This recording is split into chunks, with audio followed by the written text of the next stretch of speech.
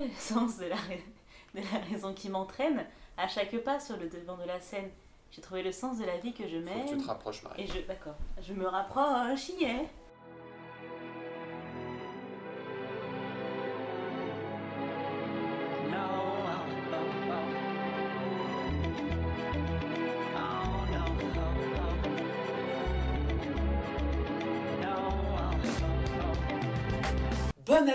Bonne année à toutes, à tous et à toutes celles qui, comme Bayrou, conduisent leur barque entre les deux. Vous écoutez Contrôle Z, le podcast qui refait l'actualité du mois qui vient de s'écouler. 2025, tu ne t'en rends pas compte. Non, c'était pas une question, tu ne t'en rends vraiment pas compte. On vient de fêter les 10 ans de la loi Macron sur le travail, les 20 ans de YouTube, les 5 ans de mon abstinence. Oui, on a toujours besoin des autres pour se rendre compte de ce genre de choses. Que ferais-je sans ce voisin qui me prévient à chaque fois que je fais du bruit ? Non Michel, je n'avais pas entendu que j'avais fait tomber ma casserole dans mon évier parce que je dors 5 heures par nuit et que je ne suis plus en capacité de tenir un manche. Que ferais-je sans ma mère qui me dit « Tiens, c'est vrai que t'as beaucoup de cheveux blancs » et c'est vrai que je ne perçois pas mon crâne tous les jours dans un miroir à cause de la buée des douches trop chaudes que je m'accorde parce que c'est le Crous qui paye. Mais surtout, que ferais-je sans vous, mes formidables chroniques heureuses, sans qui mes jours et mes nuits seraient si fades ? Non, ne répondez pas, je n'ai pas fini ce lancement. Eh bien, je ne ferai rien. C'est pour cela qu'elles sont là, comme un chewing-gum collé à la semelle, un enfant qui croit que tu es son daron, ou la droite à la tête d'un gouvernement de Macron. Marie, Val, bonjour. Bien Bonjour, bonjour. Et comme disait ma très compétente prof de chant, après une expiration un peu longue, rien de tel qu'une bonne inspiration. 45 balles de l'heure, paye ton conseil de professionnel. Allez, sommaire. Elle se bat contre vents et marées, mais surtout contre les fachos décomplexés. Hippo, tu pousseras un coup de gueule digital aujourd'hui. Mon coup de gueule concerne les grandes entreprises américaines et leurs PDG, genre les hommes de la tech, mais des cassos quoi. L'ordre est chamboulé depuis que pour les États-Unis, il s'est envolé. Elias, tu es désormais un immigré dans le pays des cafés sans goût et du commerce démesuré. Ça va aller ? Hello tout le monde, alors effectivement je suis aux États-Unis, pas encore dans le bureau ovale de la Maison Blanche, mais ça c'est pour dans quelques semaines. C'est le début d'une nouvelle année, mais pour lui, l'heure de la fin a sonné. Je vous parlerai du dernier jour d'un facho. Et après ce gros chapitre politique, on se restaurera en musique. Val, qu'est-ce que tu nous chanteras ? Je vais vous chanter le gala des pièces jaunes et plus particulièrement les salles de concert. Enfin, elle tentera de nous remettre les pieds sur terre. Marie, vous êtes tout en authenticité ce mois-ci. Eh bien, écoute, je vais tout faire pour vous ramener à la réalité. Et depuis Strasbourg ou Paris, elle passe l'actu au rayon X ou Meta. Hippo, la parole est à toi. 1, 2, 3, 4, 5, 6, 7, 8. I'm not done talking yet. You will speak when I'm done. It's not my fault. You came with her, but she might leave with me. Oh, security. Hello mes stars, permettez-moi tout d'abord de vous présenter mes vœux de bonne année à tous. La tournure est extrêmement formelle, but anyway. Bon, alors cette chronique, elle est un peu à l'image du mois de janvier, c'est-à-dire déprimante. Mais je compte sur mes légendes vivantes pour remonter l'ambiance juste après. Donc mois de janvier, c'est l'investiture de l'autre Cassos et début de ses prises de fonction. Donc Trump, il est en poste à la Maison Blanche depuis seulement quelques jours et que déjà plein de mesures pour le moins terribles ont été prises. Donc ça s'enchaîne vraiment. Et forcément, quand Trump, milliardaire américain de bas niveau, dit quelque chose, les autres milliardaires bas de plafond de US limitent. Coucou à Musk, Bezos, Zuckerberg et j'en passe bien évidemment.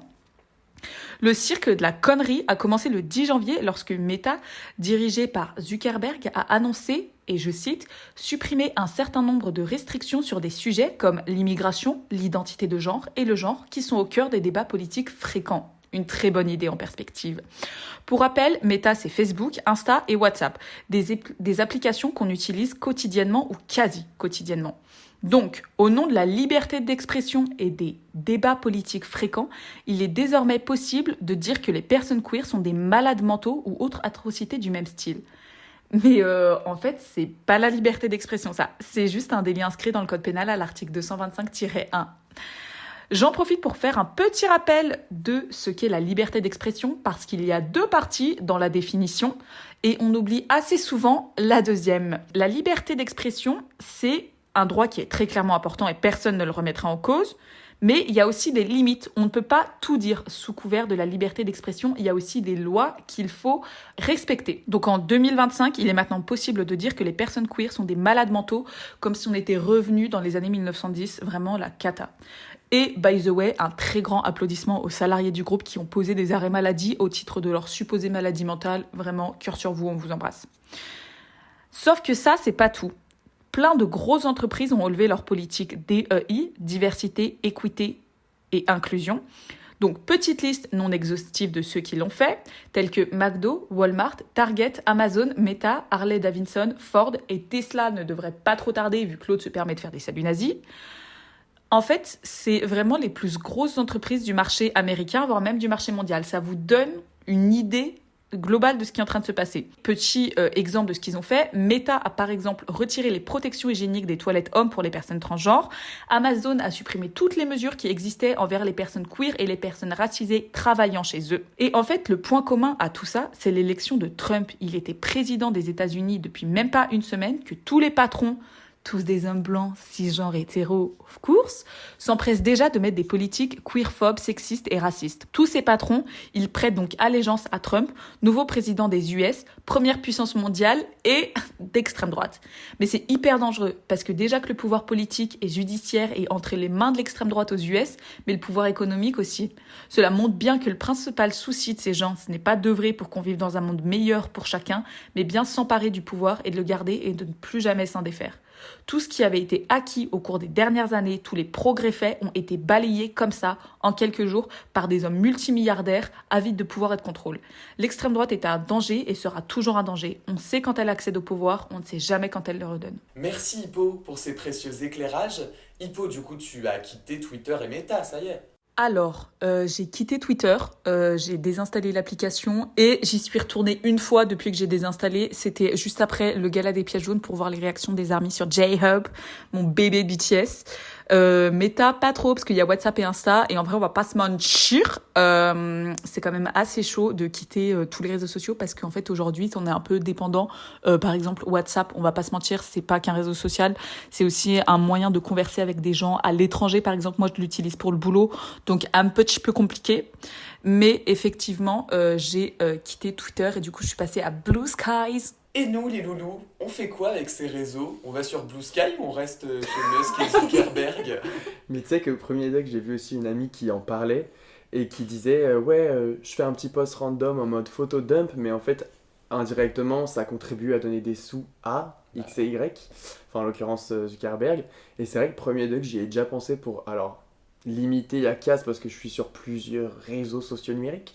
Mais par exemple, c'est vrai que Twitter, j'hésite un peu, d'autant plus que c'est surtout pour des news musicales que, en somme, je peux toujours trouver sur des forums ou des trucs sans que ça soit affilié à un réseau social. C'est vrai que c'est une idée qui traverse quand tu vois qui, finalement, est à la tête de ces grands groupes, quoi. Moi, écoute, déjà, j'ai pas Twitter, donc ça fait un de moins. Ça, c'est clair. Ensuite, Facebook, j'y vais vraiment une fois toutes les 36 du mois. Donc, why not? Oui, mais Instagram. Ouais, mais en Ouais, fait, c'est ça, c'est que c'est le même groupe, En fait, WhatsApp et Instagram, c'est vrai que ça va être compliqué. Parce que toi, t'as besoin de Twitter, non, pour ton... J'ai plus ou moins besoin de Twitter, mais en vrai, je m'en sers pas tant que ça. Je m'en sers quand je vois une info tomber, c'est quand même très pratique, parce que généralement, les gens commentent, et bon, t'as pas trop d'hallucinations, c'est-à-dire de fausses infos qui sont relayées à mort. Donc ça reste un peu pratique, mais je l'utilise pas énormément, quoi. Mais oui, en vrai, ça changerait rien. Enfin, je l'utilise déjà très très peu, en réalité. Je pense que il faut pas chercher à quitter ces réseaux sociaux parce que si on les quitte, ça va donner un monopole à l'extrême droite et à l'idéologie d'extrême droite sur ces réseaux. Et par conséquent, il n'y aurait plus de contrepoids. Je pense que ce qu'il faut faire, c'est vraiment comprendre le fonctionnement de ces réseaux et s'approprier ces réseaux pour qu'on fasse et pour qu'on infuse nos idées dans ces réseaux. Pour continuer dans cet univers de mascu toxique, le 20 janvier dernier, le Haut Conseil à l'égalité a rendu son rapport annuel sur l'état du sexisme en France. On y apprend beaucoup de choses, notamment que les médias diffusent des représentations sexistes sans que cela ne fasse l'objet d'une seule sanction de la part de l'Arcom en 2024. 0 sanction pour injure sexiste. Alors que le PAF... on vous connaît. On sait aussi qu'on parle moins des femmes, qui occupent seulement 31% des sujets. Les femmes sont aussi 2 fois moins présentes à l'antenne que leurs homologues masculins. Quelle ironie, alors que nous sommes 2 hommes pour une femme ici. Bon, l'un des autres grands enseignements de ce rapport, c'est que 13% des hommes de 25-34 ans pensent qu'il est plus difficile d'être un homme que d'être une femme. Quand même. Pire, 73% des hommes, en général, trouvent qu'on généralise en considérant que tous les hommes sont sexistes. Hashtag not all men. Alors, question les amis, est-ce qu'on pourra faire entendre raison à ces hommes qui pensent qu'ils sont victimes du féminisme? Bon, honnêtement, ouin. Franchement, Mais au-delà de moi, ça, je est-ce suis qu'on peut un leur dire garçon Ouais. aussi, j'aurais Non, jamais. mais c'est insupportable. Je suis privilégiée, mais pas assez. Ouais. Non, mais ça, en fait, ça me fatigue de lire ça. Mais ouais. Bah surtout que féminisme, once again, c'est juste souhaiter une égalité des droits, donc enfin, on peut pas s'opposer au fait de vouloir, enfin, t'es en mode tu veux une égalité, c'est pas... En fait, ils se Stop. sentent attaqués dans le fait que d'autres personnes, l'autre genre veut la même chose, mais C'est ça. stop. On Mais a- c'est pour ça, je sais pas si on peut leur faire entendre raison dans le sens où. Mais en fait, c'est ça, c'est que je ne sais pas si ces hommes-là ont envie même d'être convaincus. Je pense qu'ils sont déjà convaincus. Bah, pour en connaître, bon, c'est pas prêt de changer Oui, quoi. c'est ça. Bah c'est ça, tu sais pas trop comment des fois mettre les choses, aborder un nouvel angle où tu t'as envie de te montrer, ou je sais pas, ouvert à des discussions, mais des fois t'as l'impression d'être face à un mur. Et c'est vrai que c'est un peu intriguant de voir que d'un côté c'est les jeunes qui sont et à la fois plus engagés et à la fois plus Ouais, y a pas un réfractaires, clivage. enfin tu vois, Mm. ouais, c'est ça. Bon, j'ai aussi envie d'entendre Hippo sur les ouin-ouin en vrai. Je pense que c'est très dur, voire limite impossible, mais je veux pas vraiment être pessimiste, de faire entendre à des hommes qui sont victimes de féminisme, parce qu'en fait, ils se placent en position de victime par rapport aux femmes et ils seront incapables de reconnaître la réalité et incapables de reconnaître qu'ils ont des privilèges. Et en fait, je pense qu'à partir de ce moment-là, c'est très compliqué parce qu'ils veulent juste qu'on les plaigne. Et en fait, je pense qu'ils sont un peu dans une réalité complètement parallèle, donc il faut un peu une prise de conscience. Mais on souffle, quoi. Vraiment, on souffle. Et concernant les solutions, alors le rapport nous en apporte quand même un petit peu. Il montre que 7 Français sur 10 pensent que l'éducation à la vie affective et sexuelle pourrait avoir des effets positifs pour la lutte contre le sexisme. Et justement, le ministère de l'Éducation, porté par l'inépuisable Elisabeth Borne, a présenté son nouveau programme d'éducation sexuelle mercredi 29 janvier. Alors dans ce programme, 3 journées par an, les élèves à l'école se verront apprendre les bases à l'intimité et à l'égalité de genre. Au collège, on parlera puberté et sexualité. Au lycée, un accent particulier sera mis sur le consentement et le plaisir. Mais quelques reculs sont à noter. La sexualité, les personnes intersexes ne sont plus mentionnées dans ce nouveau programme. Et on a retiré quelques occurrences de l'expression identité de genre. Alors, selon vous, est-ce qu'on est en droit ou pas de se réjouir de ce nouveau programme ? Moi, déjà, 3 jours par an, je trouve ça très peu. Et tu as dit que le consentement, c'était à partir du lycée ? Mais en fait, c'est un peu tout le temps, parce que dans ce truc de l'intimité, l'égalité de Mm. genre, il est abordé, Ouais. mais en tant que tel, en fait, ils associent toujours, je crois, le consentement à vraiment l'acte sexuel. Alors que le consentement, c'est à chaque instant, en fait, Ah enfin, oui. c'est pour tout. Même la bise, en soi, tu imposes pas à quelqu'un ou quelqu'une de lui faire la bise. Vraiment les parents qui disent non, tu fais la bise à cet oncle que tu vois une fois par an. Bah non, en fait. Mais c'est pour ça, 3 journées par an, et en fait, est-ce qu'elles seront appliquées ? Parce que ça, c'est déjà dans la loi depuis le début des années 2000. Ah oui, oui. Donc il y a un moment, il va surtout falloir appliquer Mm. les règles, et je sais même pas comment comment on peut faire ça. On peut pas surveiller les profs, et on peut pas non plus demander à des profs qui ont déjà des programmes chargés, à qui on demande de faire plus d'heures devant les élèves et tout, de faire ça en plus. Ouais. Enfin, je sais même C'est pas. un peu en comment ça- demi-teinte, quoi. Ouais, Après, c'est vrai que le fait de retirer identité de genre, bon bah, pourquoi ? même C'est la pas à causer du sexualité. tort que juste de dire que c'est quelque chose qui existe et que c'est une notion et qu'il faut... Enfin, en plus, ça permet de montrer que le genre, c'est différent du sexe phénotypique, entre guillemets. Enfin, je sais pas si c'est ça le terme, mais... Bah ça ils l'apprennent dès le collège, je crois, ces notions-là, ou dès le lycée, mais en tout cas, c'est noté. Et le journal Libération, il parle d'une offensive réactionnaire. En fait, il y a tout un tas d'associations de parents d'élèves de droite, hein, très proches plutôt du parti d'Éric Zemmour, qui s'allient pour aller contre justement ces cours. J'ai même lu dans cet article de Libé sur l'offensive réactionnaire que les parents proposaient des formulaires ou des sortes de méthodes pour permettre à leurs enfants d'échapper à ces cours d'éducation à la vie affective et sexuelle. Mais c'est quoi, ils ont peur qu'on pointe leur manœuvre ou je ne sais pas quoi pour s'opposer au... C'est bizarre, Je sais pas, ouais. ouais. C'est pour C'est aller où, louche. pour contrer quoi, genre je comprends pas le concept. Mais je comprends pas non plus. Et enfin, si, C'est je même pour comprends. les c'est gens de que- droite, mais- genre c'est censé être logique, enfin... Mais en fait, c'est ça. Et alors, ce qui est un peu affligeant, c'est que dans le rapport, en fait, ils disent qu'il y a quand même une place qui est laissée aux parents. Et les profs s'opposent en disant « Mais pour aucun enseignement au monde, on dit ça. On va pas Oui. t'apprendre un cours de maths et dire bon après si tes parents ils disent que c'est pas vrai, t'inquiète. Et surtout quand tu sais à quel point des fois des parents d'élèves peuvent être relous. Genre je pense pas que s'il y en a qui interviennent dans le champ, il y ait des profs qui aient la foi de réaffirmer leur posture. Enfin je sais pas comment dire, mais des fois c'est un dos encore plus relou que les élèves quand on entend des profs parler, genre donc un peu dommage. Bon, en tout On va cas, se nous, dire. on a Elisabeth Borne, mais lui, il vit désormais sous le joug de l'innommable canard au fond de teint orangeâtre. Retrouvons Elias depuis les États-Unis, depuis son café du commerce. J'ai dit 2 fois depuis.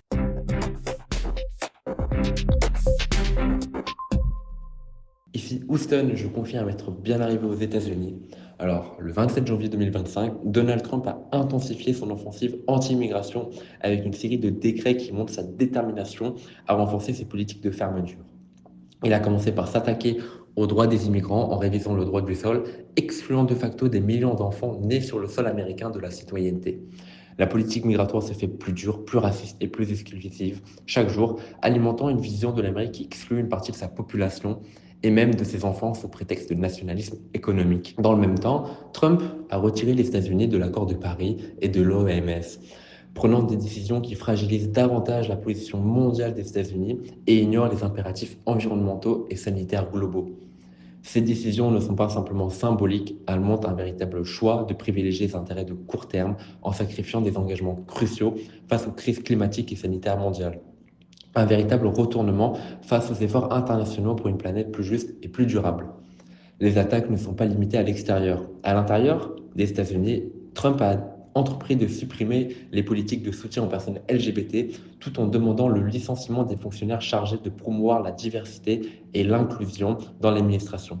Ce limogeage à grosse échelle est la manifestation d'une volonté claire de démanteler les avancées sociales et d'assouplir les normes sur les questions de genre, de race et d'orientation sexuelle. Amazon, Instagram et Meta, des entreprises influentes, ont suivi cette tendance en supprimant des protections pour les personnes LGBT et personnes de couleur et en suspendant les comptes des fournisseurs des pilules abortives. Ces actions montrent une coordination inquiétante entre les pouvoirs politiques, économiques et sociaux pour réprimer les libertés et reculer sur des acquis sociaux majeurs. Mais l'attaque contre les droits civiques ne s'arrête pas là. La suppression de l'Equal Employment Act de 1965, qui interdisait les discriminations en fonction du sexe, du genre, de la couleur de peau, de l'ethnie ou de la religion, est un coup de plus porté à la lutte pour l'égalité. Cet acte avait permis de poser des bases solides pour l'égalité dans l'emploi et sa suppression ouvre la voie à une régression des droits des travailleurs et des minorités, un retour aux pratiques discriminatoires d'un autre temps. Enfin, au cœur de cette offensive réactionnaire, Elon Musk, avec son salut nazi en public, continue d'alimenter des liens dangereux avec l'extrême droite, s'associant à des mouvements comme l'AfD, un parti ouvertement néo-nazi en Allemagne. Ces connexions renforcent une dynamique internationale de montée du nationalisme et du fascisme, où des figures comme Trump et Musk exploitent le populisme pour renforcer leur base de soutien, tout en se reprochant d'idéologie autoritaire. Mais ce basculement vers l'autoritarisme n'est pas qu'une dérive politique. Il est la conséquence directe d'un capitalisme en crise qui, pour se maintenir, doit écraser toute contestation sociale. Lorsque la démocratie devient une menace pour les intérêts des grandes fortunes et des multinationales, ces dernières n'hésitent pas à soutenir des régimes de plus en plus répressifs, écrasant syndicats, luttes écologistes et mouvements sociaux sous couvert d'un ordre prétendument nécessaire. L'histoire a déjà montré avec l'Allemagne des années 30 ou le Chili sous Pinochet comment le capitalisme et le fascisme peuvent s'entendre lorsqu'il s'agit d'éliminer les résistances populaires et de garantir l'exploitation sans entrave. Tout cela montre que ce qui se joue ici n'est pas simplement une série de décrets ou de décisions isolées, mais bien une offensive globale politique contre les droits humains et les acquis sociaux. Que ce soit dans les politiques migratoires, les droits des minorités ou la répression de l'expression sociale et politique, ce programme autoritaire doit nous alerter. Le fascisme n'est pas une menace qui vient de loin, il est déjà là, dans nos rues, nos institutions et dans les discours de ceux qui cherchent à diviser pour mieux régner. Ce retour à un autoritarisme assumé, que l'on retrouve également en Europe, notamment avec des figures comme Bardella, doit nous alerter. Le président du RN, tout en faisant profil bas, a ouvertement exprimé son admiration pour le modèle de Trump, notamment en matière de politique migratoire et de nationalisme économique. Son plaidoyer pour une priorité nationale, la suppression de l'AME ou la révision du droit du sol montre qu'il n'hésite pas à jouer sur les peurs pour faire avancer un agenda xénophobe et autoritaire. Face à cette montée de l'extrême droite, il est crucial de se préparer à la lutte dès maintenant. Car ce que nous observons aujourd'hui, tant en France qu'aux États-Unis, ce sont des tentatives de transformer nos sociétés en régime où la liberté et l'égalité ne sont plus garanties. Les droits fondamentaux sont fragiles et l'histoire nous enseigne. Aucune victoire de la liberté n'est définitive. Nos luttes pour le progrès social et l'égalité ne sont jamais acquises et nécessitent une vigilance constante.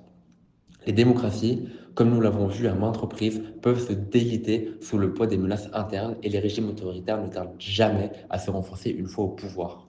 Il est donc essentiel de rester mobilisé, de ne pas céder à la tentation du silence et de l'inaction. Nous nous souviendrons non pas des mots de nos ennemis, mais du silence de nos amis.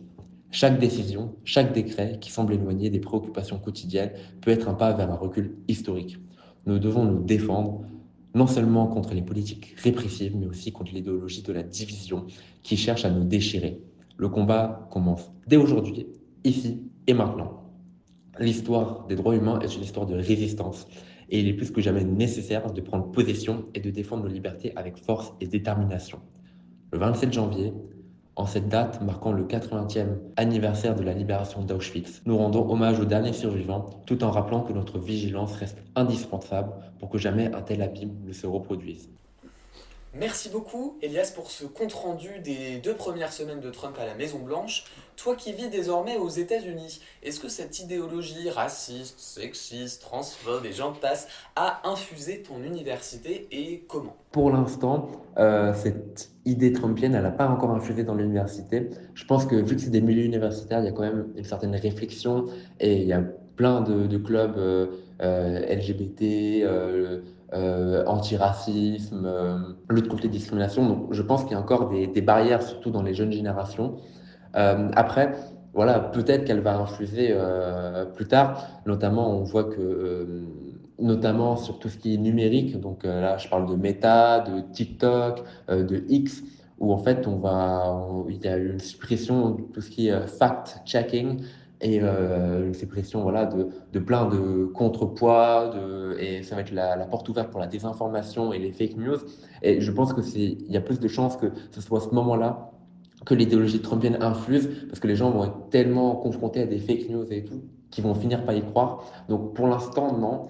Mais je pense que dans le futur, il y a une forte chance que cette idée infuse petit à petit dans les universités. Je voulais mentionner qu'en cours, en fait, on parle, enfin, communication du coup, mais à vaste échelle, on va dire, et on aborde le fait que les paroles de certaines personnes, notamment des figures comme Trump ou comme Musk, des fois vont être reprises à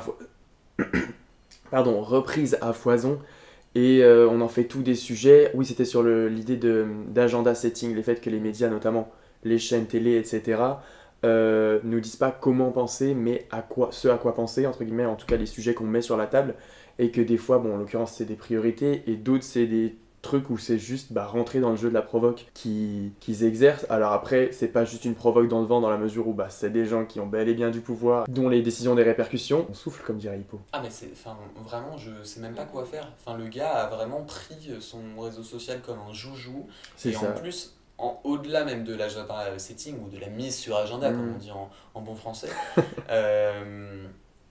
en fait, il contrôle même les règles du jeu.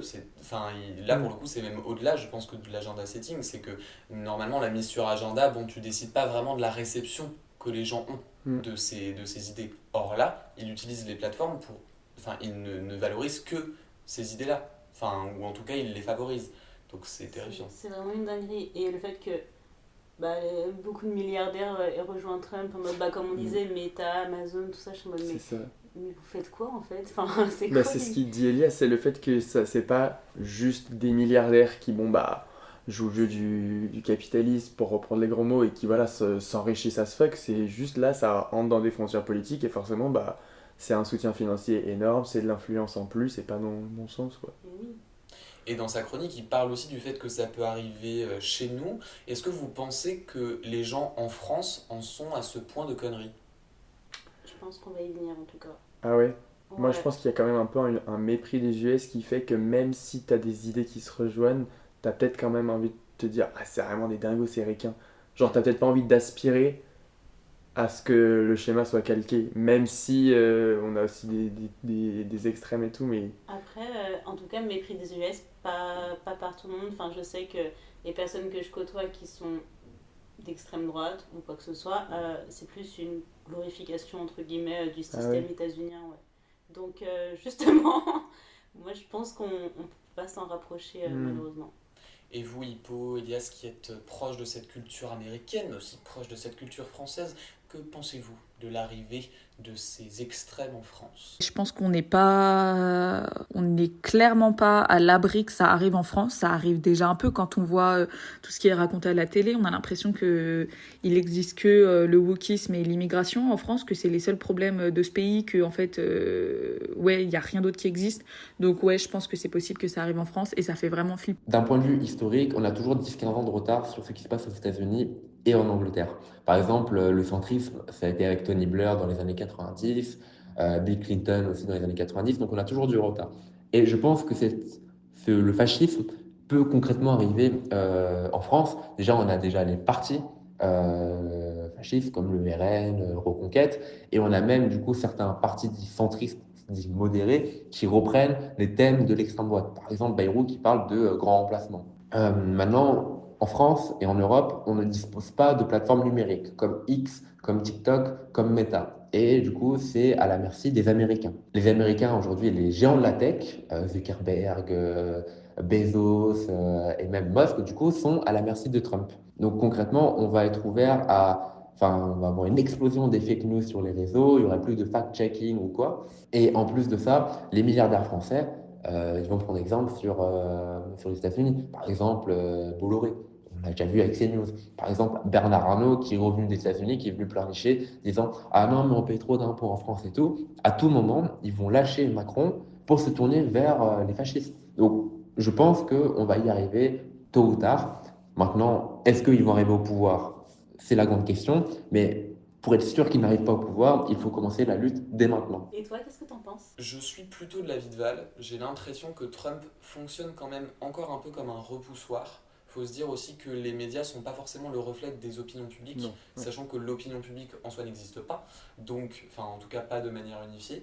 Donc je pense que ça va. Et peut-être en exemple, en Roumanie, la Russie fonctionnait beaucoup encore comme un repoussoir. C'est-à-dire qu'ils étaient, ouais, ils ont raison sur certains trucs, mais quand même. Mm. On n'en est pas à ce point-là, on est quand même européen.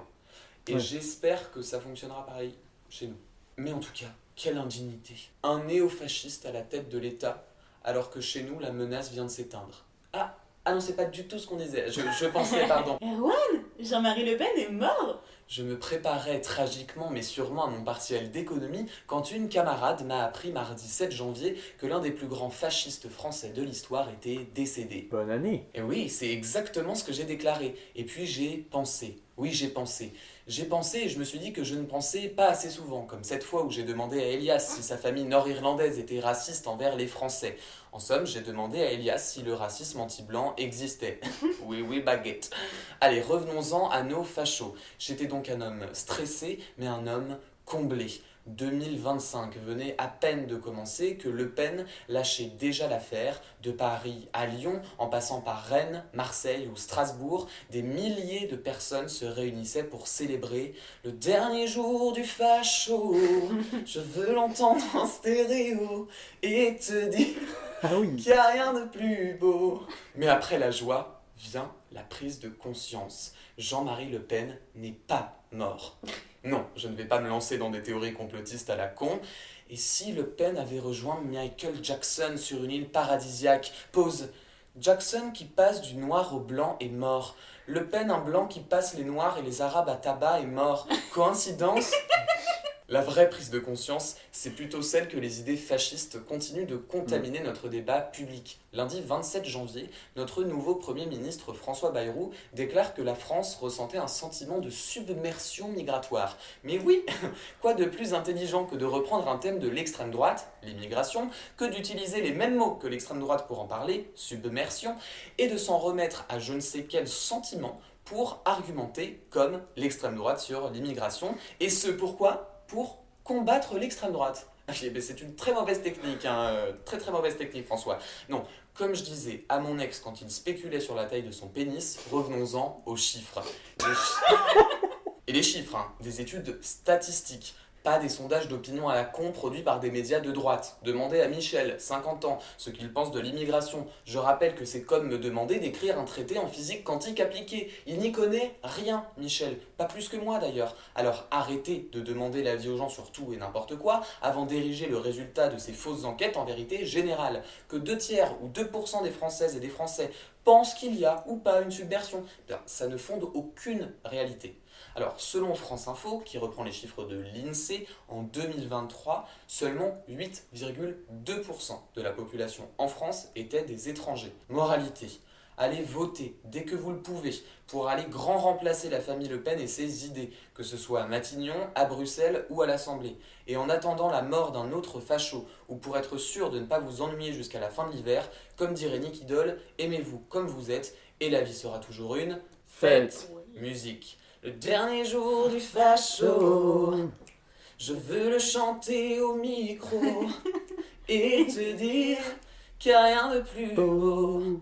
C'est si bien chanté, c'est si bien chanté. Bon, les chats, revenons-en à une question éthique.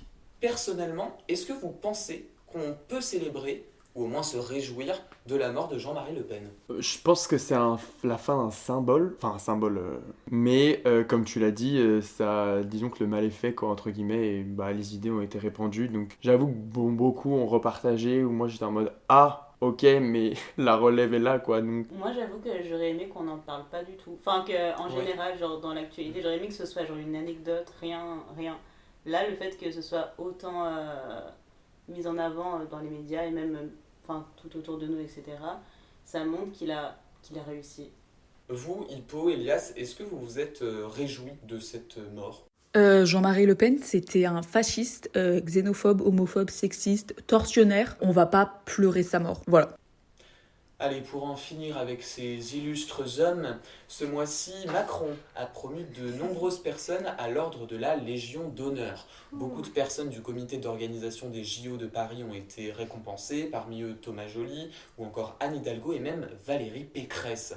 Autre nommé au grade de chevalier, Antoine Arnaud, le fils de Bernard, qui était à la Maison-Blanche. Bernard, pas Antoine. On a aussi Alexandre Bompard, de l'enseigne Carouf, et des préfets de police. Super. Vous, à qui donneriez-vous la Légion d'honneur pour son action tout au long de l'année 2024? C'est le moment, allez-y. Clairement, Gisèle Pellicot. Enfin, je comprends pas qu'elle soit pas là-dedans. Voilà, ça me paraît super logique. Gisèle Pellicot, sans hésitation. Légion d'honneur, je sais même pas qui se voit remettre ça au départ, en vrai. C'est service rendu à la nation, généralement. Ok. Oui, Depardieu. À qui retirez-vous? Ah ouais?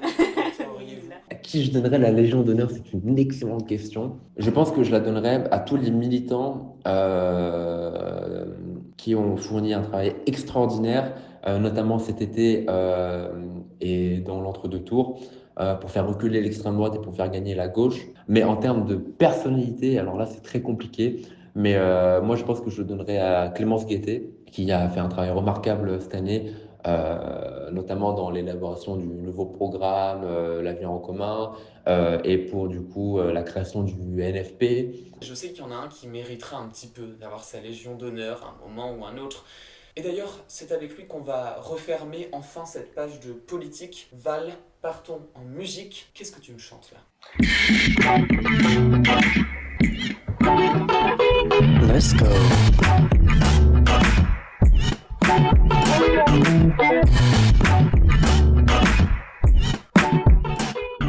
Question, qu'est-ce que tu me chantes là? Eh bien aujourd'hui je vous chante une fin de mois de janvier qui a fait rimer don avec chanson, puisqu'il s'est clôturé par un spectacle musical caritatif au sein de la capitale, le Gala des Pièces Jaunes. On connaît je pense tous et toutes cette appellation qui fait écho à une opération menée par la Fondation des Hôpitaux depuis 1989, visant à récolter des fonds dans le but d'améliorer les conditions d'hospitalisation d'enfants et adolescents. Eh bien, pour la 3e année consécutive, un concert-événement mêlant vedettes francophones et internationales a été organisé avec, bien évidemment, un versement total des recettes de billetterie engendrées à l'opération. Et autant dire qu'il y avait du beau monde sur scène, que ce soit ma reine-mère Katy Perry, la chanteuse de Blackpink Rosé, le crooner John Legend, ou encore les têtes d'affiche nationales Gims et Aya Nakamura, pour ne citer qu'elles et eux. Du beau monde et un beau et vaste public qui a doublé d'année en année dans le cadre de ce gala, puisqu'après un Zénith durant la première édition et un Accor Arena durant la seconde, c'est Paris La Défense Arena qui accueillait 35 000 personnes le 24 janvier dernier. Alors tout d'abord, mettons le doigt sur une première notion, le nom farfelu de ces salles de spectacle. C'est peut-être pas au savoir de tout le monde, mais les noms de marques qui s'apposent à ces salles ne sont pas hasardeux mais correspondent à ce qu'on appelle du naming. C'est-à-dire que des entreprises déboursent une somme d'argent souvent mirobolante pour que leur nom soit apposé à une salle durant un certain temps. À Lyon, c'est Groupama qui s'en est chargé pour notre pourtant beau stade des Lumières, tandis qu'à Paris, c'est le groupe hôtelier Accor. Et pour Paris La Défense Arena, il ne s'agit pas d'un établissement public, mais bel et bien d'un contrat de naming mené par le quartier de la Défense, qui est juxtaposé à la commune de Nanterre, où se trouve la salle, et qui souhaite par cette occasion redynamiser le quartier pour l'associer à un lieu de vie, de célébration, et plus seulement un lieu transitoire, froid ou juste de passage. Chacun semble donc y trouver son compte, au vu des sommes dépensées. Mais revenons-en à nos pièges jaunes. Le gala s'est déroulé au sein d'une pluralité de structures, donc au fil des années, qui coïncidaient à chaque fois avec la demande anticipée de spectateurs et de spectatrices. Pourtant, ce n'est pas toujours la seule logique qui entre en ligne de mire, et pour ainsi dire, certaines salles de concert, en France ou ailleurs, semblent constamment privilégiées, notamment dans le cadre de grandes tournées internationales, et ce, en dépit d'une offre conséquente pourtant de salles de spectacle aussi bien adaptables que singulières. Mais alors, qu'en est la raison ? Eh bien, en réalité, c'est parce que les différentes parties prenantes du spectacle vivant, qui autrefois se trouvaient beaucoup plus segmentées dans le cadre de tournées de concerts, se retrouvent aujourd'hui concentrées au sein de même entité. Au départ, un producteur spectacle imagine une œuvre ou en supervise la création et endosse surtout le risque financier de sa production. Le tourneur est comme un commercial d'entreprise qui est sollicité pour vendre le spectacle produit à des diffuseurs. Bon nombre d'entre eux sont parfois seulement spécialisés dans la musique, donc ne se chargent que de faire tourner des concerts. Et les diffuseurs sont donc des lieux concrets, nos fameuses salles de spectacle, au sein desquelles ils se déroulent face au public.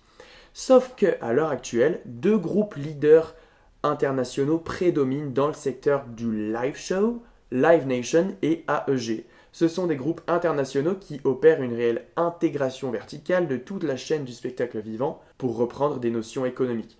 C'est comme si demain, je lançais une marque de vêtements et que je possédais d'office le tissu pour le fabriquer, la main-d'œuvre pour les coudre, les équipes pour les promouvoir et les commercialiser et les lieux pour les distribuer. Ces lieux de distribution sont en l'occurrence les salles de concert qui sont détenues par des entités productrices, tourneuses et diffuseuses. Le média suisse RTS explique que c'est la raison pour laquelle elles sont en mesure de proposer d'office à une multitude d'artistes plein de dates au sein de plein de pays et de plein de territoires, mais souvent au sein des mêmes salles de concert, celles qu'elles détiennent. Bon, clairement l'enjeu c'est encore et toujours de faire un maximum de flouze, même le spectacle, le vivant, l'art et la culture n'échappent pas à des objectifs de rentabilité ou de lucrativité. Cela dit, c'est aussi comme ça que la venue de stars mondiales peut être facilitée au sein de villes ou régions du monde qui n'auraient pas été envisagées auparavant au vu des démarches laborieuses qui sont impliquées. Suggestion, rendons-nous cela dit de temps à autre dans de petites ou grandes salles qui demeurent indépendantes, et je me le dis aussi à moi-même, même si certains de nos artistes favoris ou grandes têtes d'affiche n'y pointent pas leur nez, et puis pensons à prendre une petite binge, une petite barquette de frites sur le côté, puisque en tant que diffuseur seulement, c'est aussi comme ça que les structures peuvent maximiser leurs revenus avec des recettes annexes. Sur ce, j'espère que vous, dans cette économie, vos pièces ne sont pas toujours jaunes, car vu le prix des concerts, on risque de tourner en boucle dans les bars dansants gratuits de nos patelins pour faire frémir nos oreilles sans dépenser trop d'oseille. I wish. Merci Valou. Mais Tu nous as éclairé de tes connaissances. Et quel est ton sentiment par rapport à ça ? Est-ce qu'il y a quand même un truc de nostalgie de dire oh, mon Dieu, l'argent s'est même incrusté là-dedans quoi. Bah, en vrai, je pense que ça a toujours été le cas. Enfin, c'est juste le reflet d'une société qui veut tout le temps faire des sous. Tout comme ça peut être le cas dans un autre registre, mais pour les médias, enfin les titres de presse, les chaînes télé, au final, tout appartient toujours aux mêmes personnes physiques et morales. Donc voilà, c'est un peu dommage. Après, c'est cool déjà, pour revenir sur le naming, qu'il y ait des salles qui soient assez emblématiques pour conserver leur nom, genre l'Olympia. Tu te dis, je fais l'Olympia, c'est pas tant face à la capacité de la salle que c'est iconique, mais juste le lieu en tant que tel. Donc ça, c'est cool, et c'est cool si ça persiste, mais c'est vrai que ça a ses avantages et ses inconvénients. Et la Altony Garnier qui persiste. Oui, mais je pense que le déclin est à prévoir pour le coup. Avec la LDLC. Et comment on sait s'ils sont possédés par Live Nation ou AEG? On ne peut pas vraiment savoir si. Je pense que, par exemple, là, pour ce qui est de Live Nation, la O2 Arena, qui est d'ailleurs aussi, je pense, dans le cadre de naming, je crois que c'est un opérateur téléphonique ou quelque chose du style, parce qu'il y en a dans d'autres pays, les O2 Arena. Gère tout dans la maison. Non, c'est Oh, pas de- la même société. Oh, je sais non. pas, mais C'est pas la même. C'est pas la j'avais même. tout dans la maison. Donc, qu'est-ce que je disais? Oui, il y en a, on peut le savoir. Je pense qu'en vrai, si on creuse, on peut. Après, il me semble pas que ceux qui exploitent Bercy, donc le palais Omnisport de Bercy, donc Accor Arena, je sais pas si c'est affilié à AEG ou à Live Nation, mais il y a sûrement des noms qui sont révélés. En tout cas, quand tu vois qui organise quel concert et qu'à chaque fois les artistes vont dans les mêmes salles alors qu'il y en aurait une équivalente qui ferait le taf, on sait du coup lesquels sont possédés, je pense, par tel ou tel groupe. Elias ne me contredira pas, il est clair que le capitalisme s'incruste partout. Et d'ailleurs, le 20 janvier 2025, on a consacré le Blue Monday, le jour le plus déprimant de l'année. Le concept a été créé en 2005 par une agence de voyage britannique. Cette agence se base sur une étude contestée du psychologue Cliff Arnall. Mais bon, en effet, un mois s'est écoulé en 2025 et on est déjà au bout de la roulette. Est-ce que vous avez des chansons réconfort pour enrayer la tendance? Je croyais pour aggraver les choses, j'étais en mode I do have a playlist. Réconfort. Non, on est en mode réconfort. Non, tu peux avoir des chansons aussi pour te mettre mal, mais c'est Oui. c'est un concept. Euh, Le Blue Monday, c'est censé être le plus déprimant. Tu t'es Ouais, censé ouais. pas être plus déprimé que ça. Moi, j'aime bien m'écouter l'album Disco de Kylie Minogue, qui est hyper frais, hyper enjaillant. Et aussi, même surtout d'ailleurs, c'est plus quand je suis déjà de base de bonne humeur, mais il me réconforte. Et moi j'adore All Too Well, 10 Minute Version, Taylor's Version. Je sais pas, genre dès les premières notes, j'entends. Et là je me sens automatiquement bien. Je sais pas comment expliquer, ça me procure une sensation de bonheur immense. Ça, ou l'album de Spirit les Talons des Plaines, vous connaissez ou pas? Ah oui. Ouais. J'ai jamais vu ce film. Le cheval? Vous êtes sérieux? T'as jamais vu? Tu vas Mais le c'est voir. pas un classique tant que ça en fait. Non. Parce que je sais j'ai que vu ça Ma une bête. vidéo de. Je sais plus comment. Sofiane, je crois. C'est Dreamworks, non? Spirit. Ouais. Et il disait que justement ça avait été un sacré flop. Vous pouvez pas dire ça! Pour info. C'est mon enfance. Non mais voilà, Bryan Adams, il chante bien dedans et il chante Mais français. les c'est chansons, drôle. je pense que. Mais il y en a plusieurs qui sont sorties. Et toi? Mais vous le savez, moi, mon réconfort, c'est le concours de l'Eurovision. Et d'ailleurs, l'info vient de tomber. Le Parisien vient d'annoncer que la chanteuse Louane représentera la France au concours de l'Eurovision. C'est vrai, c'est trop bien! Alors, c'est très bête parce que du coup, on va le diffuser dans peut-être 1 ou 2 jours, donc l'info aura tourné. Qu'est-ce que vous pensez de ce choix de France Télévisions? Mais c'est trop bien. Vraiment, Louane, mais l'icône qu'elle pense être. Ouais, en plus j'avais entendu son nom un peu dans les airs, sachant que en vrai au début, moi je pensais aussi qu'il fallait que ce soit des gens lambda qui n'aient pas eu de succès, au final c'est pas tant le cas. Et en plus elle a quand même déjà une petite résonance internationale, Louane, genre par des collabs avec genre Ed Sheeran, Chainsmokers, ici et là. Il y a un peu un truc où son nom et il fait écho ailleurs d'ailleurs, Avenir était un énorme tube en Allemagne. Iconique. J'ai le CD allemand du coup parce qu'il a été pressé que là-bas, mais voilà. Donc je pense qu'en vrai c'est un bon choix. Et toi? Je pense que c'est un bon choix aussi, et même en termes de personnalité, c'est une autrice, compositrice, interprète. Donc déjà ça C'est vrai. joue un peu sur le côté crédibilité et légitimité. Et puis au-delà de ça, je trouve que c'est quand même une femme qui a des idées et qui va les porter. Et ça Oui. aussi, médiatiquement, c'est pas mal. Parce qu'elle va pouvoir parler en fait. Et ça va pas être une coquille vide comme on a pu avoir auparavant, sans citer de nom. Voilà. Mais je sais aussi, et c'est ce que tu disais Val, que beaucoup de fans déplorent le fait qu'on n'ait plus de sélection nationale et de découvrir aussi des artistes et de les faire émerger sur la scène, comme on a pu voir avec Barbara Pravi par exemple, ou Bilal Hassani qui était connu des jeunes générations mais pas du tout des plus âgés, et qui a vraiment explosé avec l'Eurovision. C'est vrai que c'est dommage qu'on n'ait plus ces rendez-vous-là pour s'unir et partager l'Eurovision aussi. Ouais, puis c'est vrai que même, non, là, on les avait regardés ensemble à chaque fois, mais à notre échelle, au sein même du pays, le fait qu'il y ait cette présélection, genre ça, on fait un peu monter l'adrénaline avant même la grande cérémonie officielle, et je trouvais que c'était un concept cool. Puis au moins ça mettait la décision déjà aux mains des téléspectateurs, téléspectatrices. Et vous, Elias, Hippo, qu'est-ce que vous pensez de cette nomination à la représentation? Très contente pour Louane, franchement, c'est cool. Je connais pas tellement ses musiques, mais le peu que je connais, j'aime assez bien. Non, j'aime bien même. Donc en vrai, je suis très contente et trop hâte de la voir sur scène parce qu'on va tous aller la voir à l'Eurovision. Bah écoute, pour Louane, c'est plutôt une bonne surprise. Déjà, je pense qu'elle est plutôt bien connue en France et à l'international, donc je pense que franchement, je pense que c'est un bon choix. Quant à elle, elle ne sera pas présente sur la scène des Pièces jaunes 2026 ni à l'Eurovision 2025, mais on veut bien qu'elle exprime toute la plénitude de sa plume pour clore cet épisode. Marie, c'est à toi pour le mot de la fin.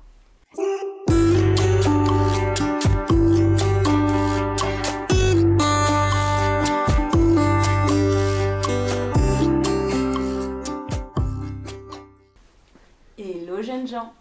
Bon, de si loin que je m'en souvienne, j'ai toujours eu un problème avec la réalité. Petite, déjà, je préférais de loin les rouages de mon imagination aux mécaniques du monde qui m'entourait. La vraie vie me rendait assez inconfortable. J'y découvrais des personnes parfois méchantes, avares, mesquines. Dans la réalité, les gens qu'on aime meurent, qu'on les décide ou non. Elles ne nous demandent pas notre avis. Elles s'imposent à nous et on n'a pas d'autre choix que de faire avec. Aujourd'hui encore, j'ai souvent du mal à composer avec la réalité. J'essaie pourtant, je persiste encore et encore dans l'espoir de trouver de nouveaux points d'accroche. C'est pourquoi je trouvais intéressant qu'elle soit mon premier mot de l'année 2025. Et si, pour une fois, j'alliais mon imaginaire au réel. Janvier 2025. Cette nouvelle année n'a que 31 jours derrière elle et pourtant, c'est un peu comme si nous avions déjà tourné 3 fois autour du soleil. Si vous avez été assez courageux pour poursuivre l'actualité, vous avez sans doute remarqué que le monde avait pris un nouveau virage ce mois-ci. Pour être sincère, je n'avais pas prévu de parler de ça. Comme je vous l'ai annoncé, j'ai du mal avec la réalité. Celle-ci en particulier. Alors non, ce n'était pas prévu. À la place, je devais vous faire rire avec l'anecdote d'un collègue qui payait 30 € par mois un abonnement sur un site de rencontre en quête d'un échange fruité. 30 € quoi.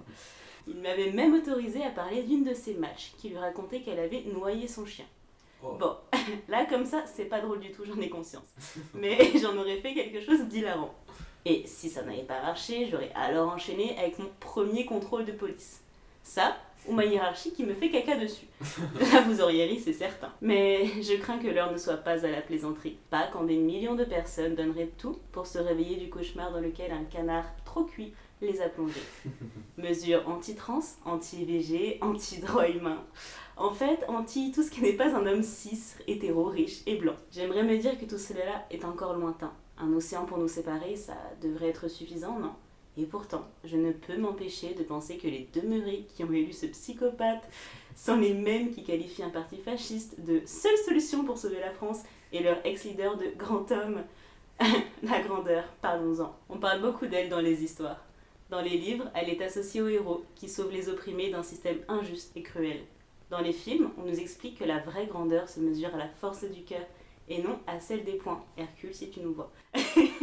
Dans la vie réelle, enfin, elle se cache dans tous les petits gestes qui font que ce monde est un endroit un peu meilleur. J'aimerais maintenant qu'on me dise ce qu'il y a de grand dans le fait de priver les autres de droits dont on a la chance de jouir.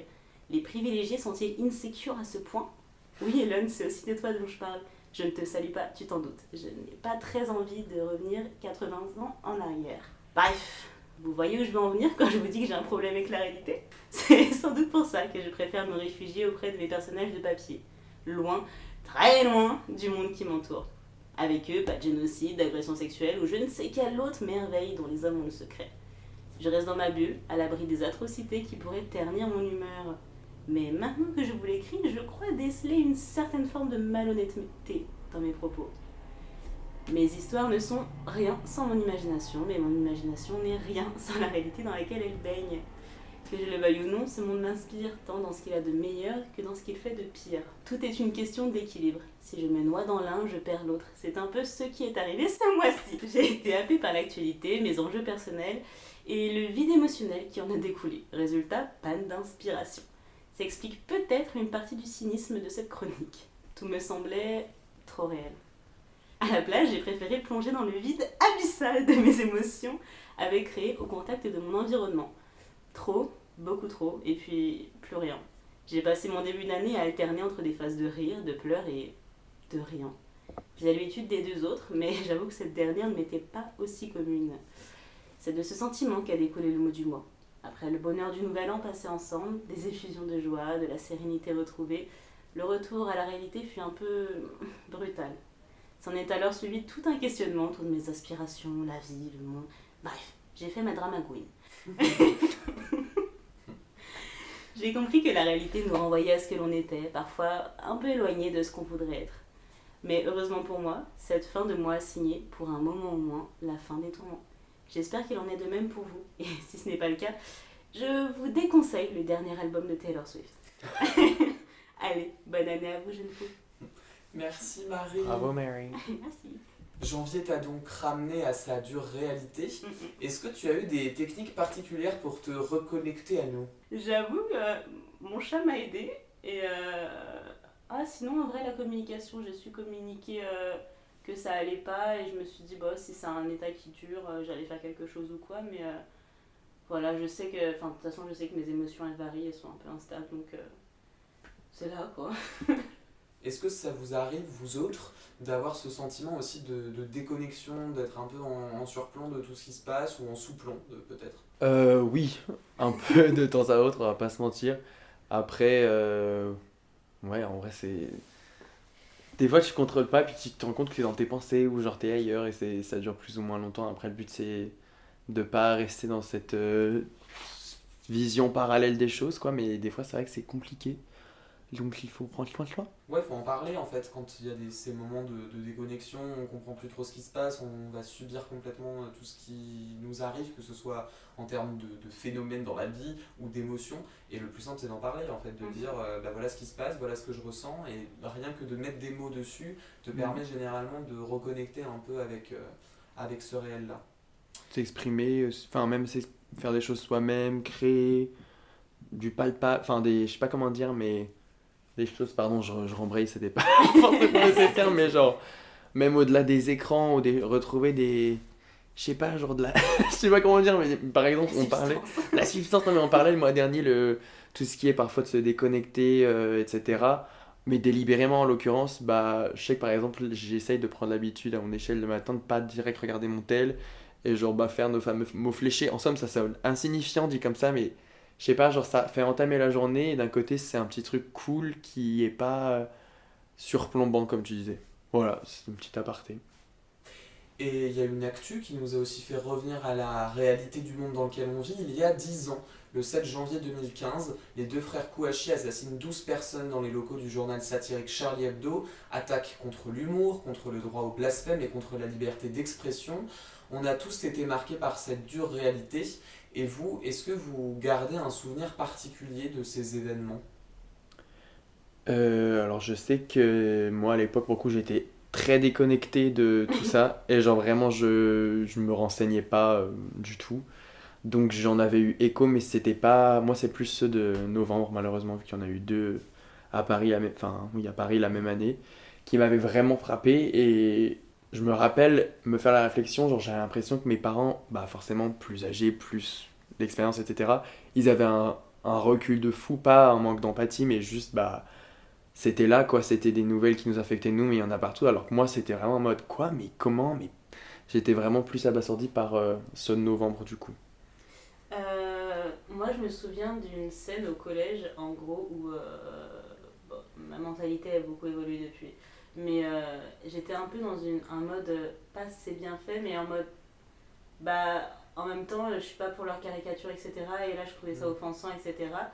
Et voilà, maintenant, j'ai évolué entre temps et je suis plutôt en mode, bah, il n'y a rien qui justifie qu'on tue quelqu'un, même si on trouve ça offensant, etc. On peut ne pas être en accord, mais c'est pas une réponse pour moi à la violence. Et vous, Elias, Hippo, comment avez-vous vécu ces événements de janvier 2015? Je crois qu'au début, j'ai pas trop compris vraiment ce qui se passait. Mais je me souviens que ça m'avait choquée. Et en fait, je me souviens que c'était un mercredi. Donc, je me souviens que j'étais au collège en 5e et qu'on n'avait pas école l'après-midi. Et que du coup, j'avais passé... C'est la seule fois de ma vie où j'ai fait ça. Mais j'avais passé l'après-midi devant la télé à regarder les news parce qu'en même temps, il y avait les prises d'otages, il y avait ci, il y avait ça. Et je me souviens que j'étais choquée, que c'était super triste, qu'on faisait que d'en parler, que c'était un peu un climat de peur, enfin de... Ouais, je sais pas comment dire, on n'était pas à l'aise, mais vraiment ça m'avait choquée et c'était un peu le truc de... Ouais, c'est l'atteinte à la liberté d'expression. Enfin, vraiment, c'était la première fois qu'on en parlait vraiment. Et moi, je me souviens que j'étais allée aux manifestations de Je suis Charlie avec mes darons. C'est très pesant comme atmosphère. Enfin, c'était très pesant. Forcément, c'est des marches de commémoration. Hein, donc, voilà. Et donc, plus que jamais, face à cette réalité, moi, j'éprouve le besoin de rire. Et on entend beaucoup de boomers dire qu'on ne peut plus rien dire, voire qu'on ne peut plus rien rire. Est-ce que, selon vous, on peut encore rire aujourd'hui ? Bien sûr. Faut juste, je pense déjà, arrêter de tourner des trucs en dérision qui sont pas drôles ou des blagues de boomers, d'enfoncer des portes ouvertes de clichés qui sont là, des stigmates nuls. Genre, il y a tellement matière à jouer sur les mots, à parler de choses anodines et les tourner en dérision, à rire. Enfin, c'est faux. On se souvient du spectacle de Boukouaran aussi. Oh là là, ouais, le plateau c'était terrible. C'était une dinguerie. Non, je suis d'accord avec Val, genre on peut toujours rire, il n'y a pas de souci, mais il y a juste à un moment donné, il faut évoluer nos mentalités 2 secondes. Non mais complètement, le rire a changé en fait, c'est juste que malheureusement on rit peut-être plus des mêmes choses avant et maintenant. Et justement là vient une dernière question, c'est est-ce qu'en fait ce rire-là, et ça reprend bien sûr le thème des caricatures, mais est-ce que ça n'a pas tendance à plus nous diviser que nous unir, alors que c'est une pratique plutôt sociale en fait le rire ? Je pense que le rire, c'est un langage universel. C'est-à-dire que il peut aller au-delà des différences culturelles, sociales et générationnelles. Alors voilà, on rigole tous avec des personnes plus âgées ou plus jeunes, avec des Allemands, avec des Vénézuéliens. Enfin, voilà, c'est quelque chose d'universel. Et même quand on va rigoler avec des personnes, tu partages des émotions et une complicité. Donc, je pense que par conséquent, ça peut être quelque chose qui rapproche et tu as l'impression d'appartenir un peu à une communauté ou d'avoir au moins une vision commune avec autrui. Par contre, le rire, il peut diviser si c'est quelque chose voilà, de moqueur ou de blessant. Un humour qui est entre guillemets altruiste ou bienveillant, il va rapprocher, tandis qu'un rire qui va humilier la personne en face de toi, elle va éloigner. Je pense que ça nous unit avec les personnes qui pensent comme nous et ça nous divise des personnes Ouais, qui pensent donc différemment. c'est pas tant unificateur, mais d'un côté, tu veux t'unifier à quel point. Je sais pas. Je trouve que des fois, il y a matière juste à rire sur des trucs qui sont assez universels pour qu'on en rie tous et toutes sincèrement. Genre... Mais c'est compliqué après. Et voilà, il y a quand même ce truc d'un rire dépolitisé, qu'est-ce que ça fait aussi ? Parce que faire un rire universel, ça dépolitise le discours et donc ça endort un peu les masses quoi. C'est un peu, je vais vous faire un sketch sur la crevette. Je dis ça parce que j'ai vu un sketch sur la crevette qui était par ailleurs très très drôle. Mais super, mais du coup tu ressors de là, c'est très drôle mais il se passe rien derrière quoi. Il n'y a pas de réflexion. Mais après t'as ri. Mais j'ai ri. Donc, avec les gens. Donc c'est ça. C'est ça. Il y a peut-être un équilibre à trouver. Moi, je trouve que le rire, c'est clairement un truc qui unit de fou. Enfin, je sais pas comment dire, mais déjà, tu rigoles avec les gens que t'aimes. Enfin, tu rigoles peut-être pas avec tout le monde, mais je sais pas, genre moi, plus je rigole, plus je me sens unie avec les gens. C'est pas du tout un truc que je vais trouver qui va nous diviser, bien au contraire. Donc, very important, tout rigoler au moins 10 minutes par jour. Ça, en plus, ça vous fait travailler les muscles faciaux. Pardon, fallait trouver un moyen de clore cet épisode, mais vous êtes beaucoup trop intéressants. Marie, Val et plus loin Hippo, Elias et Ben, merci les chatons. On se retrouve le mois prochain pour refaire le monde et l'actualité du mois de février. D'ici là, prenez bien soin de vous, mangez bien des crêpes et je vous embrasse. Ciao.